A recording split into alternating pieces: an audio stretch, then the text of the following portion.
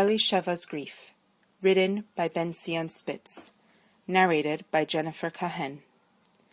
Elisheva tapped her left foot rapidly. She was sitting in the first row facing the wide entrance to the sanctuary courtyard. Her sister-in-law Miriam sat to her left, and her brother Nachshon sat to her right. All attention was focused on her other immediate family members. Her brother-in-law Moses, her husband Aaron, and her 4 sons, Nadav, Avihu, Elazar, and Itamar.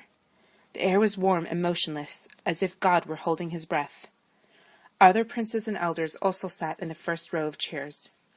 More elders sat in the second and third rows, followed by high court judges, tabernacle artisans, goldsmiths, and the wives of senior Levites. Standing around them in all directions were hundreds of thousands of Israelites spread out like a wave upon the shore. A row of Levites stood at the entrance to the courtyard, preventing anyone from approaching the sanctuary. Moses, dressed all in white, stood in the middle of the courtyard, on the top of the altar. Next to him was Aaron, dressed in a multicolored robe of the high priest. They were surrounded by Aaron's 4 sons, who, like Moses, were all dressed in white. They had just finished placing the dismembered animal parts on the altar and were walking down the altar ramp to the front of the sanctuary structure. The audience was able to see the activity in the courtyard over the top of the Levite guarding the entrance, and through the spaces between the pillars surrounding the courtyard. Aaron turned to face the vast assembly of Israelites. He stretched out his arms, and, while holding his thumbs side by side, he spread his fingertips. In a booming voice that filled the Sinai desert, he pronounced, "May the Lord bless you and keep you. May the Lord make his face to shine upon you and be gracious unto you. May the Lord lift up his countenance upon you and give you peace." The air above the sanctuary suddenly shimmered and thickened. A small white cloud appeared and grew rapidly. It filled up the entire airspace above the sanctuary and then stopped growing.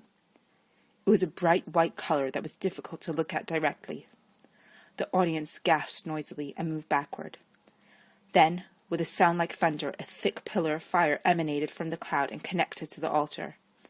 All of the meat and fat on the altar were consumed quickly with a loud crackling sound. The pillar of fire then disappeared. The audience broke into song and bowed down on the ground. "My Aaron has brought forth the presence of God," Elisheva thought. "How incredible! He explained to me this final sacrificial process, but it seemed so mundane.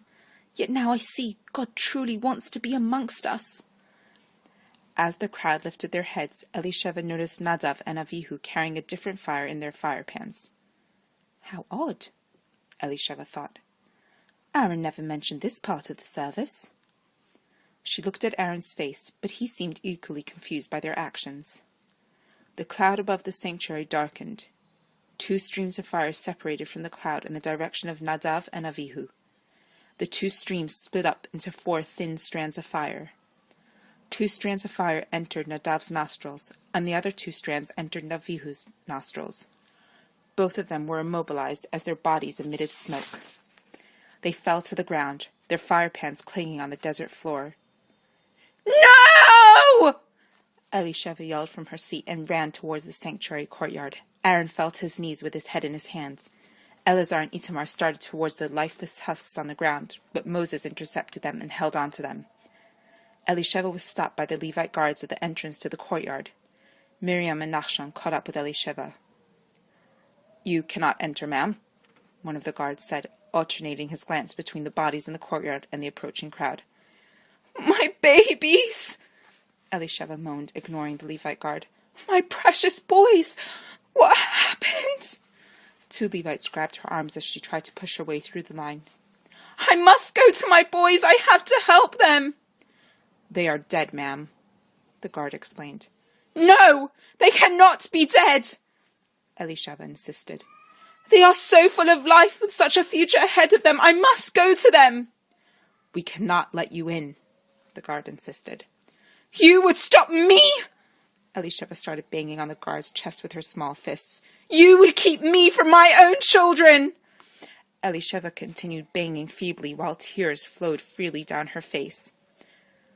"Moses gave us strict orders that only people who have been consecrated for the service can enter the courtyard today. I am truly sorry and shocked by your loss, but nonetheless I am not allowed to let you enter." Aloud, "What do I care for your orders? They are my boys, my children. I am their mother. They need me. I need to be with them. You cannot stop me." "Elisheva," Moses intoned as he approached the commotion. "There is nothing we can do for them. God has taken them." "No!" Elisheva fell to the ground in a crumbled heap.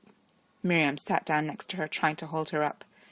"There must be something," Elisheva sobbed. "They are so good. Moses, talk to God. Bring them back to me.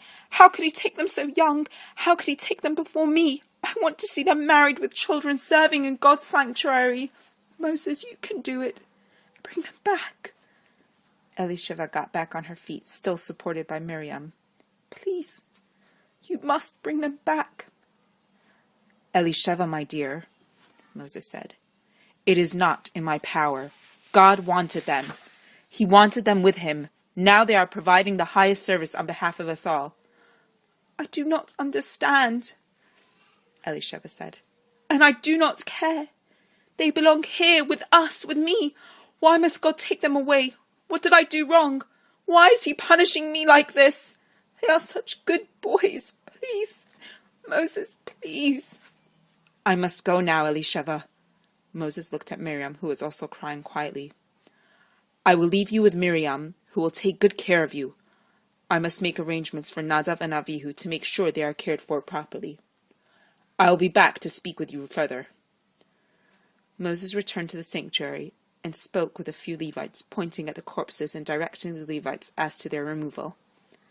Elisheva crumpled again on the ground, sobbing uncontrollably. "No, no, no, no, no, no." This has been Elisheva's Grief, written by Ben-Tzion Spitz, narrated by Jennifer Kahen.